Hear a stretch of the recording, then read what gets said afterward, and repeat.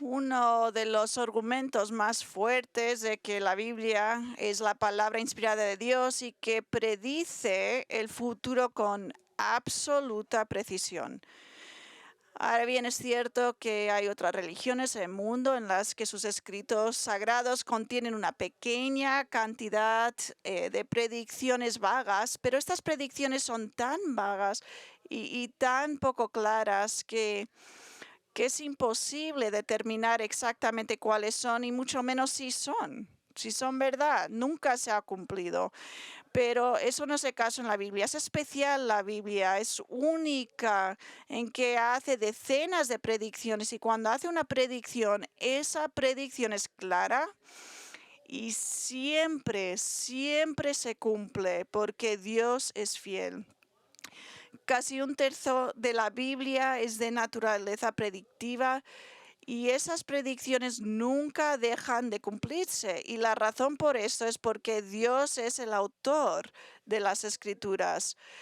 Todo empieza con Dios, es escrito por Dios, inspirado por Él, y Él sabe todo, incluyendo el futuro, para que cuando predice algo no solo sabe que sucederá, sino que también tiene el poder para hacerlo que pase. Mira lo que dice el Señor mismo según su capacidad de hacer predicciones precisas. Isaías 46, en el medio del 9 y el 10. Yo soy Dios y no hay ninguno como yo, que declaró el fin desde el principio y desde la antigüedad lo que no ha sido hecho. Yo digo, mi propósito será establecido y todo lo que quiero realizaré. Eso es precisamente el por qué leemos las Escrituras, algunas predicciones notables que ya se han cumplido. Por ejemplo, las Escrituras predijeron que el patriarca Abraham, que él sería el padre de una gran nación, una nación enorme, cuando ni siquiera tenía un solo hijo. Pero el pueblo judío, tanto antiguo como reciente, es el cumplimiento viviente de esa predicción. Además, la Biblia predijo que los hijos de Israel, esta nación que salió de los lomos de Abraham, serían derrotados por naciones extranjeras y otras naciones y que serían llevados al cautiverio. Y eso pasó 180 años antes de que cayera el reino del norte de Israel. Los profetas predijeron que esto sucedería y sucedió cuando Asiria los conquistó y se los llevó. Y 150 años antes de la caída del reino del sur de Judá, de que cayera profetas como Isaías y también Jeremías, dijeron que sucedería y que los iban a acoger. Y esto ocurrió cuando Babilonia, bajo el reino de Nab, los conquistó. Y con respecto a este cautiverio, el reino del norte de Judá, el del sur de Judá, Dios dijo que duraría 70 años y eso es exactamente lo que duró. De hecho, la Biblia en realidad predice el nombre, habló en la Biblia sobre el nombre del rey persa que liberaría al pueblo judío de cautiverio y los enviaría de regreso a su tierra natal 150 años antes de que este hombre naciera.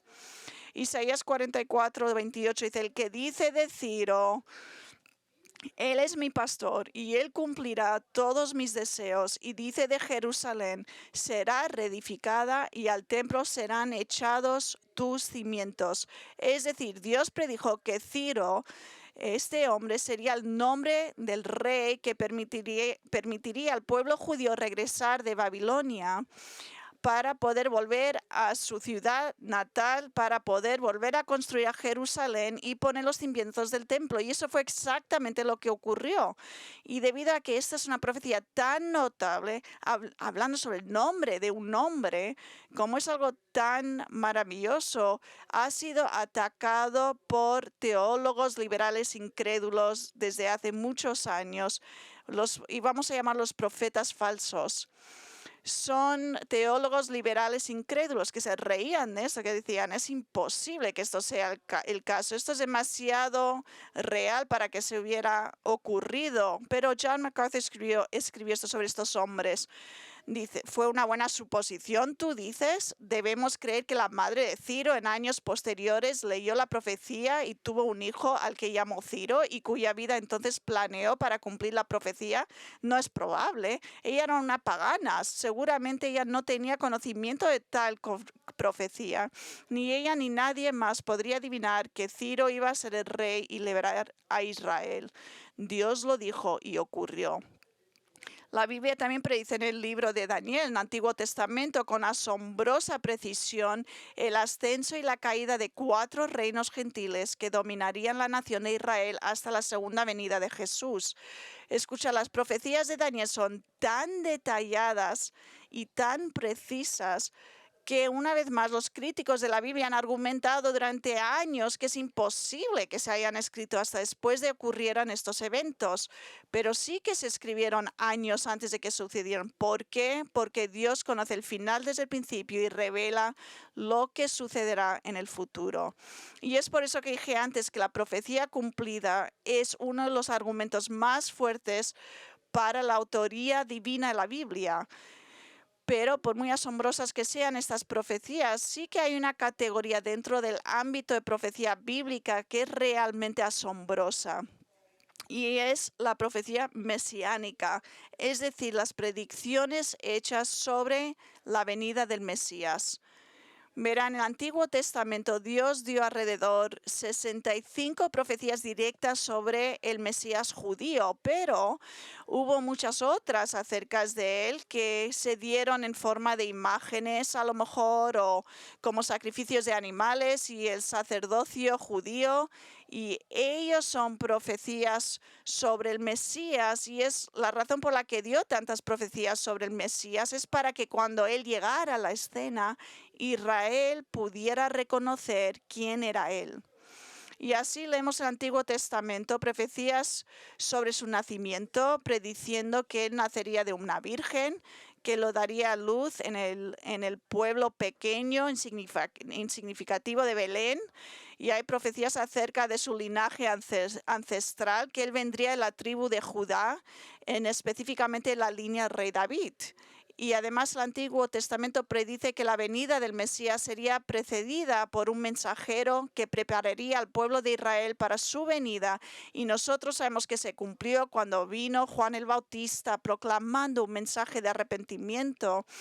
Y hasta el pueblo judío se les dijo que el ministerio de su Mesías se centraría en la región de Galilea y que se caracterizaría por milagros en forma de sanidades sobrenaturales. Y lo vemos en Isaías 35. O sea, estas son solo una muestra de las muchas profecías específicas y detalladas que se hicieron en el Antiguo Testamento sobre el Mesías y se cumplieron en la persona de Jesucristo.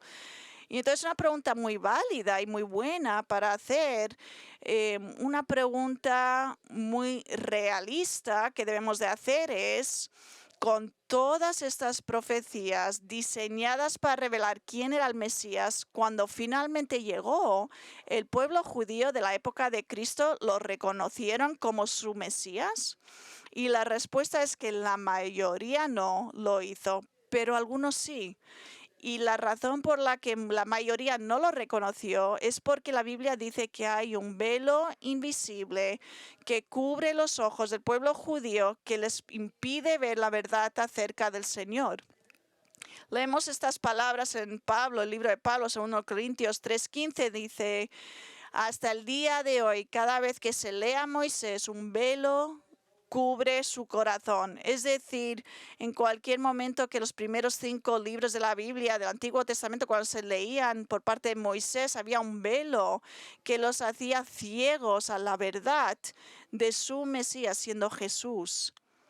Pero el verso próximo, en 16, dice, pero cuando una persona se vuelve al Señor, el velo es quitado.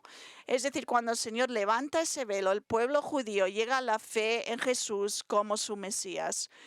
individuos llegan a tener fe en el Mesías, y esa es la razón por la que hubo algunos, no la mayoría, pero algunos judíos en los días de Cristo que sí que creyeron en él, que reconocieron por quién era, y lo hicieron porque Dios eligió quitar los velos que cubrían sus corazones, y por lo tanto vieron claramente la verdad acerca de Jesús, que él era el cumplimiento de lo que Moisés había escrito en el Antiguo Testamento. Y así, cuando Jesús comenzó a revelarse a sí mismo a los hombres que se conocían como los apóstoles, ellos sabían que él era el cumplimiento de las profecías del Antiguo Testamento acerca del Mesías. ¿Por qué? Porque el velo que cubría el corazón, los ojos de ellos, Dios los había levantado. Y por eso Felipe, hablando con Natanael, dijo: hemos hallado a aquel de quien escribió Moisés en la ley, también los profetas, a Jesús de Nazaret, el hijo de José. Por fin lo hemos encontrado y sabemos que él es el cumplimiento de las profecías. Años más tarde, hablando a un grupo de gentiles acerca de Jesús, Pedro dijo: de él dan testimonio todos los profetas, de que por su nombre todo el que cree en él recibe el perdón de los pecados. Así que algunas personas judías sí que vieron que Jesús era aquel que cumplió las profecías mesiánicas del Antiguo Testamento, y estas personas creyeron en él y se convirtieron en sus primeros discípulos, formaron las primeras iglesias en Jerusalén. Pero, sin embargo, incluso aquellos primeros creyentes que sabían que él era el cumplimiento de estas profecías, inicialmente hasta ellos tuvieron dificultades para aceptar lo que Dios había predicho en el Antiguo Testamento acerca de la muerte del Mesías. Y digo eso porque en Lucas 24 leemos acerca de dos de los discípulos de Cristo que poco después de la muerte del Señor estaban tan completamente devastados, tristes, una palabra muy fuerte, por su reciente crucifixión, que incluso cuando algunos otros discípulos le dijeron que Jesús había resucitado de entre los muertos y que lo habían visto, aún así no lo creían. Y es a estos dos discípulos abatidos a quienes Jesús se les apareció mientras viajaban por un camino hacia un pueblo cerca de Jerusalén llamado Emaús. Inicialmente no sabían que era él. Dios dijo que no reconocieran, pero apareció delante de ellos para explicarles que su muerte no fue un plan que salió mal, sino que fue el cumplimiento de una profecía. Vamos a hablar sobre la historia empezando en Lucas 24:13. Aquel mismo día, dos de los discípulos iban a una aldea llamada Emaús, que estaba como a 11 kilómetros de Jerusalén. Conversaban entre sí acerca de todas estas cosas que habían acontecido, y mientras conversaban y discutían, Jesús mismo se acercó y caminaba con ellos, pero sus ojos estaban velados para que no lo reconocieran. Y él les dijo: ¿qué discusiones son estas que tienen entre ustedes mientras van andando? Y ellos se detuvieron con semblante triste. Uno de ellos, llamado Cleofas, le dijo: ¿eres tú el único visitante en Jerusalén que no sabe las cosas en que han acontecido estos días? ¿Qué cosas?, les respondió Jesús. Y ellos dijeron: las referentes a Jerusalén, a Jesús de Nazareno, que fue un profeta poderoso en obra y en palabra delante de Dios y de todo el pueblo, y cómo los principales sacerdotes y nuestros gobernantes lo entregaron a sentencia de muerte y lo crucificaron. Pero nosotros esperamos que él era el que iba a redimir a Israel. Además de todo esto, este es el tercer día desde que estas cosas acontecieron. Y también algunas mujeres de entre nosotros nos asombraron, pues cuando fueron de madrugada al sepulcro y al no hallar su cuerpo, vinieron diciendo que también habían visto una aparición de ángeles que decían que él vivía. Algunos de los que estaban con nosotros fueron al sepulcro y lo hallaron tal como ellos. Como mujeres habían dicho que no había nadie. Entonces Jesús les dijo: oh insensatos y tardos de corazón para creer todo lo que los profetas han dicho. ¿No era necesario que el Cristo padeciera todas estas cosas y entrara en su gloria, comenzando por Moisés y continuando con todos los profetas? Les explicó lo referente a él en todas las escrituras. Y a esto se ha llamado el primer estudio bíblico de la era cristiana. Y te puedes imaginar lo que debería haber sido estando ahí con Jesús mismo, mientras él repasaba las escrituras del Antiguo Testamento, señalando a estos hombres todas las profecías mesiánicas concernientes a él mismo, incluyendo su muerte y su resurrección. Y sin duda, una de las escrituras que más explica sobre este momento es el Salmo 22, que vamos a estudiar antes de tomar de la comunión. Charles Spurgeon llamó a este salmo la fotografía de las horas más tristes de nuestro Señor, porque es muy detallado, un retrato profético muy detallado sobre los sufrimientos agonizantes del Mesías venidero en la cruz. Y estos últimos meses hemos estado trabajando en este salmo justo antes de observar la comunión. Y hicimos algo un poquito diferente el mes pasado, 1 Corintios, pero normalmente hemos estado estudiando Salmo 22 antes de tomar de la comunión. Entonces os recuerdo que al mirar el panorama general de este salmo, vemos que David predijo que Jesús sufriría de 3 maneras muy específicas. Previamente en nuestros estudios hemos estudiado 2 de esas maneras. El primero, sufrió al ser rechazado por Dios Padre. David comienza Salmo 22 con el Mesías pronunciando estas palabras: Dios mío, ¿por qué me has desamparado? Y la razón por la que Jesús pronunció estas palabras es porque mientras estaba en la cruz estaba siendo rechazado, juzgado por Dios, porque estaba siendo juzgado en lugar de los pecadores. Por tanto, el Padre lo trató como si él hubiera cometido todos los pecados que todas las personas que alguna vez vendrían a creer en él había cometido. Y esto es el sufrimiento más terrible que soportó Cristo. Había otro sufrimiento, pero este era el peor, porque por primera vez y única vez en toda la eternidad, recordar que Jesús es eterno, no hay ni principio. Esto es antes de todo lo que podemos imaginarnos. Pues la primera vez en toda la eternidad fue desamparado y abandonado por su Padre, y la comunión perfecta que habían experimentado hasta este momento fue rota, fue quebrantado, porque Dios es santo y por lo tanto no podía tener ningún compañerismo, ninguna relación benévola con Cristo mientras llevaba nuestros pecados en su cuerpo. Pero si bien este fue el peor tipo de sufrimiento que Jesús experimentó en la cruz, no fue el único tipo de sufrimiento por el que pasó. Mientras David continúa con su salmo, nos habla de una segunda forma en que Jesús sufriría, además de ser rechazado por el Padre. Leemos que Jesús sufrió siendo insultado por hombres. Salmos 22, 7 y 8. Todos los que me ven de mí se burlan. Hacen muecas con los labios, menean la cabeza diciendo que se encomiende al Señor, que Él lo libre, que Él lo rescate, puesto que en Él se deleita.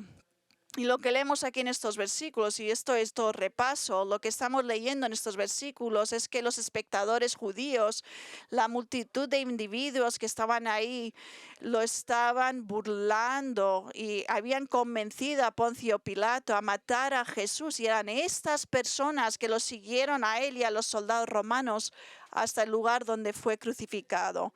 Y parados ahí mirando al Señor mientras estaba suspendido sobre ellos, se burlaron de él con insultos verbales y gestos con la cara ridículos. Y su odio por él era tan profundo que ellos eran como niños inmaduros del colegio que se burlaban de él, sacando la lengua y moviendo la cabeza de un lado para otro, como si dijeran que su situación no tenía remedio.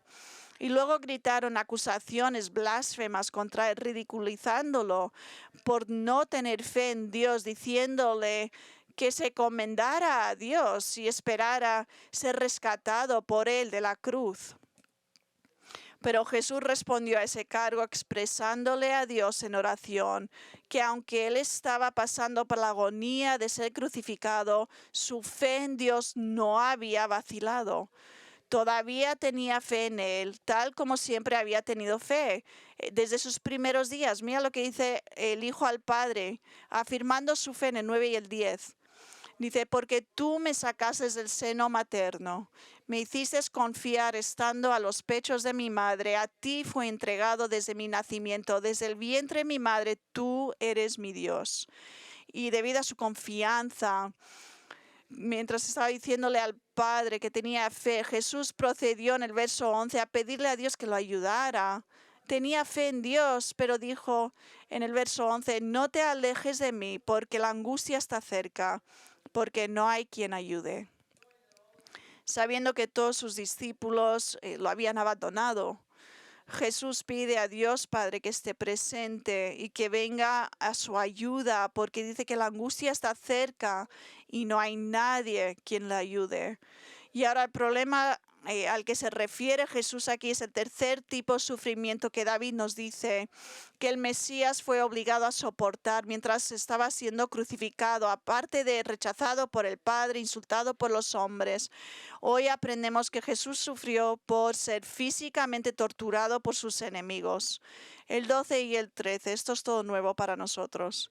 Muchos toros me han rodeado, toros fuertes de Basán me han cercado, ávidos abren su boca contra mí, como un león que despedaza y ruge. Estas son palabras que nuestro Señor explica el problema en el que se encontraba. Y por eso dijo, necesito tu ayuda, no te apartes de mí. Y Él está hablando aquí del problema que había. Está hablando de que habían animales fuertes como toros de un área de Israel conocida como Basán. Lo habían rodeado y con las bocas abiertas estas bestias estaban listas para atacarlo como un león rugiente que quiere matar. ¿Y qué está hablando aquí Jesús? Obviamente está escribiendo a sus enemigos en lenguaje figurado, como animales salvajes sedientos de sangre, porque no habían toros o leones literales alrededor de la cruz. Los toros fuertes de Basán se refieren a los toros que pastaban en los campos y muy fértiles de Basán, un área de Israel conocido hoy como Altos de Golán. Estos toros específicos se hicieron más grandes y poderosos que otros toros porque están bien alimentados. Y al compararlos con leones rugientes, se los representa como una manada de bestias feroces que dan vueltas alrededor de su víctima, listas para destrozarla. Pero ¿a quién están representando estos toros y leones? Son una descripción de los soldados romanos que llevaron a cabo la ejecución de Cristo crucificándolo. Mira, al compararlos con toros fuertes y leones rugientes, Jesús describe a estos hombres como poderosos, peligrosos, brutales, violentos. Y eran exactamente eso, los soldados romanos que fueron responsables de llevar a cabo la crucifixión de Jesús. Eran hombres duros, endurecidos por el pecado, hombres que tenían mucha experiencia en batallas, matando a otros, sin ninguna compasión por sus víctimas. Y como recordarán del relato del Nuevo Testamento, el juicio romano de Cristo antes de crucificarlo, estos mismos soldados romanos abusaron de él, golpeándolo, burlándose de él y burlándose de él delante de todos los que estaban ahí, la multitud judía. Y leemos estas palabras en Mateo 27. Entonces los soldados del gobernador llevaron a Jesús al pretorio y reunieron alrededor de él a toda la tropa romana. Después de quitarle la ropa, le pusieron encima un manto escarlata y tejiendo una corona de espinas, le pusieron sobre su cabeza una caña en su mano derecha y arrodillándose delante de él, se hacían burla diciendo, salve, rey de los judíos. Le escupían y le tomaban la caña y lo golpeaban en la cabeza. Después de haberse burlado de él, le quitaron el manto, le pusieron sus ropas y lo llevaron para ser crucificado. Y con respeto a este abuso físico, un profesor escribió esto. Algunos de estos mismos soldados sin duda formaban parte del grupo que habían arrestado a Jesús en Getsemaní la noche anterior. Aún así, probablemente tenían poco conocimiento de quién era él. En lo que a ellos concernían, él era solo uno en una larga línea de fanáticos religiosos que habían perturbado la paz y causado problemas a Roma. Indudablemente asumieron que él merecía cualquier ridículo y tormento que pudieran acumular sobre él. Los prisioneros romanos condenados se consideraban presa fácil de tales abusos siempre que no fueran asesinados antes de que se pudiera ejecutar la sentencia de crucifixión. El abuso de Jesús por parte de los soldados probablemente no fue motivado por ninguna animosidad personal hacia él, sino, sin embargo, fue extremadamente malvado. Los soldados se habían convertido en expertos en tales burlas, habiendo supervisado tantas ejecuciones, evidentemente aprovechándose de él al máximo. Esto fue lo peor que podía pasar, pero aún iban a escupir sobre él, pegarle, golpearle. Leemos en Mateo que después de esto lo llevaron a un lugar fuera de la ciudad de Jerusalén llamado Gólgota, que significa lugar de la calavera, y fue ahí donde lo crucificaron. Y leemos en Salmo 22, donde Jesús describe a sí mismo cómo la crucifixión físicamente lo estaba afectando a él. Leemos en 14 y el 15, soy derramado como agua y todos mis huesos están descoyuntados, mi corazón es como cera, se derrite en medio de mis entrañas, como un tiesto se ha secado mi vigor, y la lengua se me pega al paladar, me has puesto en el polvo de la muerte. Habiendo descrito a los soldados romanos como bestias salvajes, Jesús ahora describe su propia condición física como resultado de haber sido crucificado por estos soldados romanos parecidos a bestias. Él dice que él es derramado como agua. ¿Qué quiere decir? Es decir, que está absolutamente, ya no tiene energía ni fuerzas. Es como el agua de un vaso que se ha vaciado.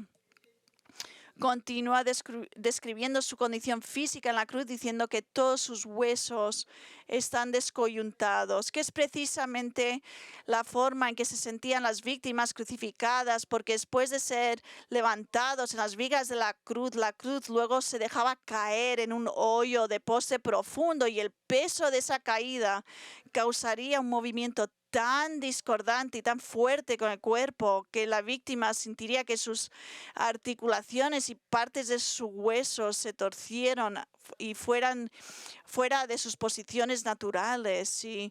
Pero no solo su cuerpo físico estaba pasando por una intensa agonía, sino que él dice su corazón era como cera, derritido dentro de él, con lo que parece que su valor ya no se había derritido, como la cera se derrite bajo un calor intenso del sol. Es decir, que su voluntad de vivir se estaba desvaneciendo mientras colgaba en la cruz, sufriendo un sufrimiento tan horrendo. Y ves, el gobierno romano, aunque no fue el inventor de la crucifixión, lo habían desarrollado y lo llevaron a un nivel nuevo para que trajera un dolor increíble, más fuerte a sus víctimas. Escribiendo en su libro La muerte de Jesús, que escribió John MacArthur, si no lo tienes deberías de comprar este libro. Habla sobre la tortura de una víctima crucificada que tuvo que soportar. Escribe, los romanos habían perfeccionado el arte de la crucifixión para maximar el dolor. Y eso es fuerte, entender eso.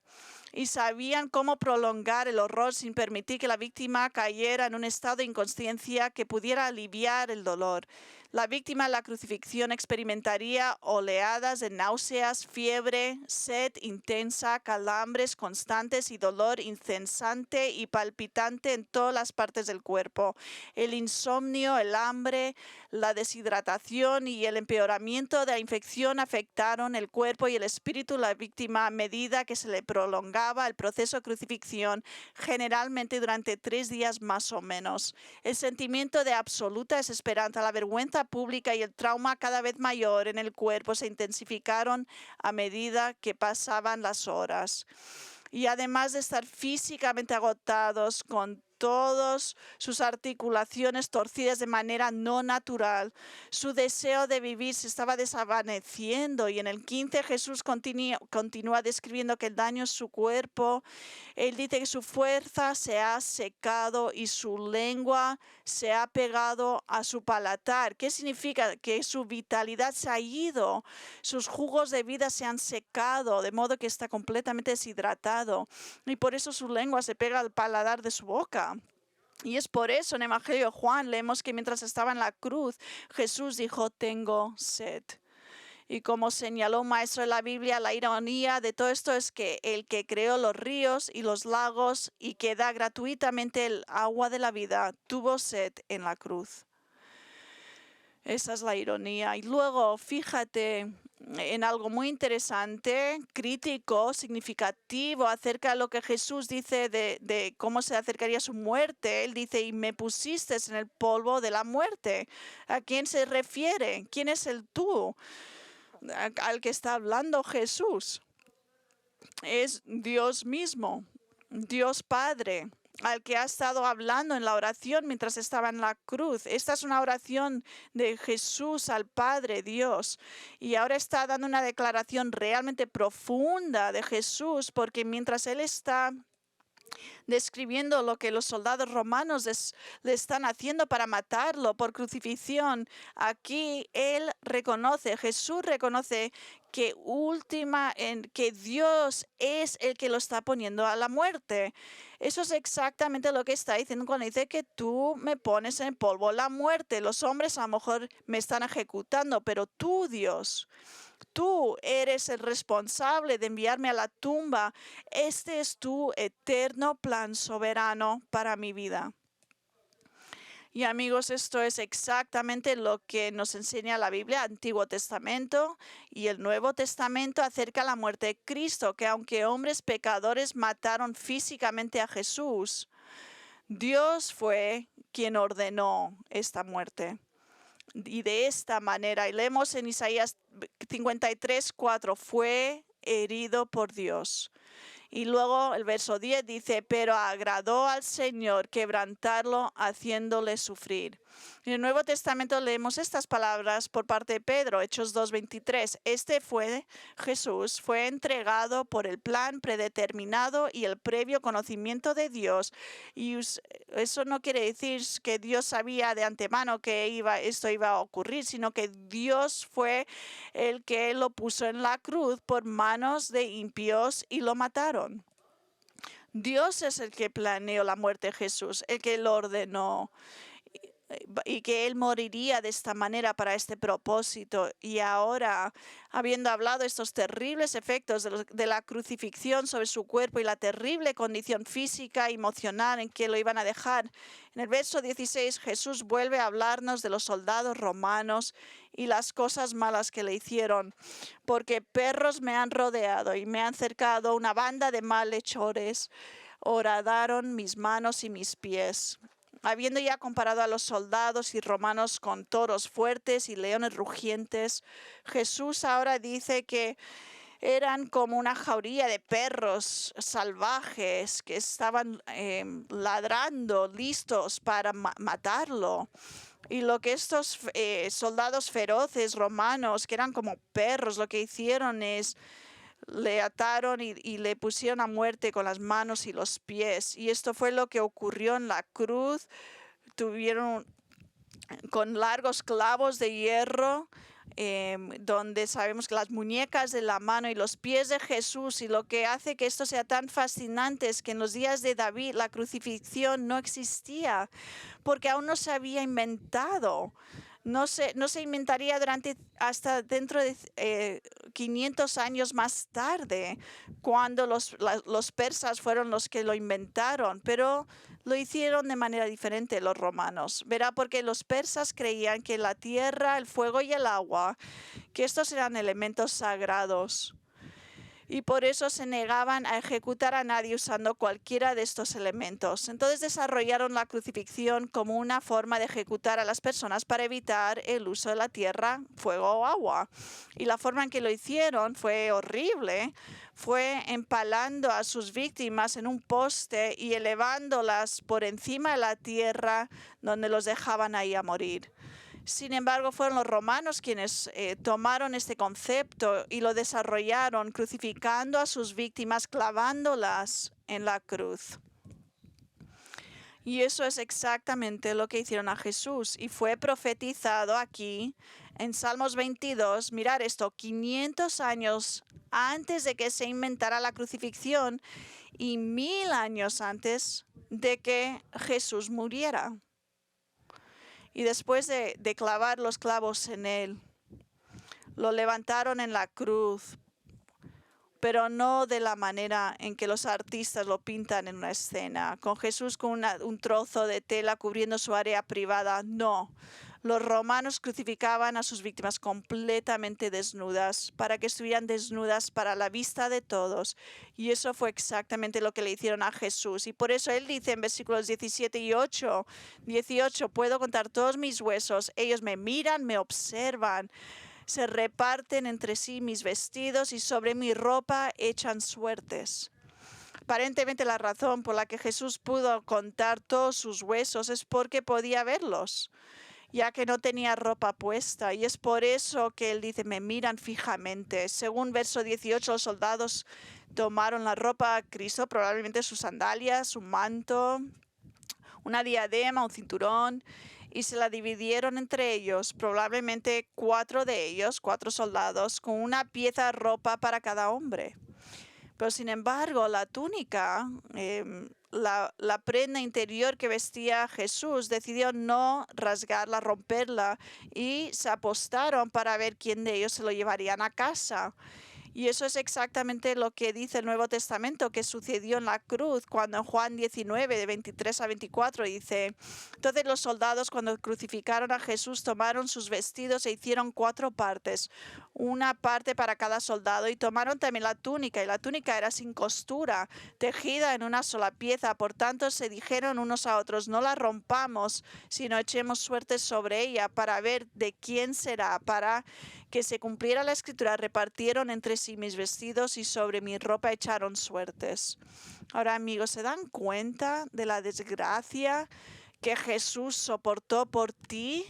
Si tú eres creyente, Jesús soportó esta desgracia por ti. No solo fue rechazado por el Padre, insultado por judíos que lo miraban y torturado físicamente por los romanos, sino que fue objeto de la forma más degradante de humillación.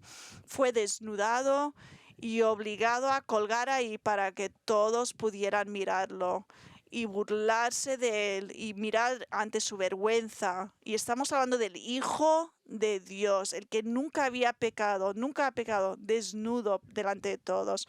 Con razón, Hebreos 12:2 dice, aunque Jesús soportó la cruz, menospreció la vergüenza. Fue algo muy vergonzoso para él colgar ahí desnudo con ojos malvados mirándolo fijamente, mirando su cuerpo, y ver a los romanos no solo torturando a Jesús crucificándolo, sino que le despojaron de toda dignidad, obligándolo a colgar ahí desnudo, no solo ante sus enemigos, sino delante de su madre y otras mujeres. Spurgeon tiene esta declaración muy alentador sobre esta escena tan impactante y la deshonra que se hizo a nuestro Señor. Él dijo, ruboricémonos por la naturaleza humana y lloremos en simpatía por la vergüenza de nuestro Redentor. El primer Adán nos desnudó a todos y por lo tanto el segundo Adán se desnudó para poder vestir nuestras almas desnudas. Eso es exactamente lo que Dios hace por esa persona que viene a Él en fe. Él nos viste con la justicia de Jesucristo. Nosotros no tenemos ninguna justicia por sí mismo. Hemos roto las leyes de Dios continuamente, pero Jesús viviendo en este mundo perfectamente. Y cuando una persona va a Cristo para que le salve, Dios coge la justicia de Dios y lo quita de Jesús y nos pone su justicia encima nuestro. Eso es cuando Él nos da la justicia de Él y nos lo da a nuestra cuenta. Y eso es como Dios nos ve a nosotros,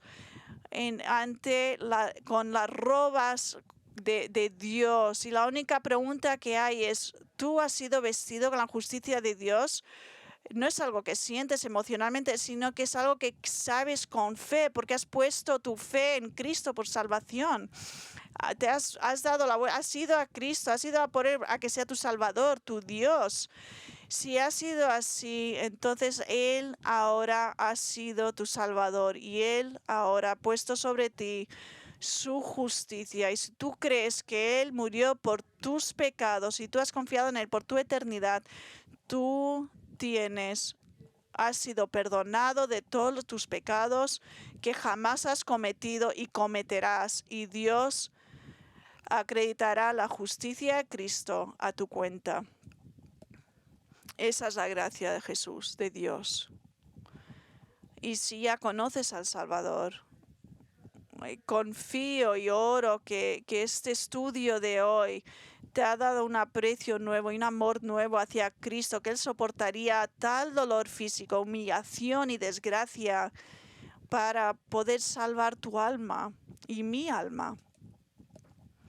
Y que esta nueva apreciación de su sufrimiento resulte en una mayor obediencia y compromiso con Él, ante Él, y servirlo más, porque Él murió por nosotros para que podamos vivir con Él. Y parte de tu obediencia es venir a la mesa del Señor con lo que nosotros se llama como la cena del Señor o la comunión, con un corazón lleno de gozo, con un corazón lleno de amor, recordando la muerte de Cristo por parte tuya, arrepintiéndote de cualquier pecado en el que estés cometiendo ahora. O sea que lo que vamos a hacer es tomar unos momentos para que hables con el Señor, y en este tiempo de oración pídele al Señor que te demuestre pecado en tu vida, que a lo mejor está en tu corazón, que tienes que confesar y arrepentirte.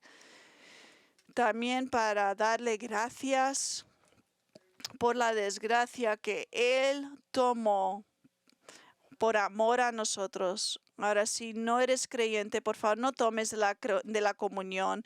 Y si eres un creyente que no se ha arrepentido del pecado, tampoco tomes de la comunión, porque primero hay que arrepentirse. Vamos a tomar un tiempo en silencio.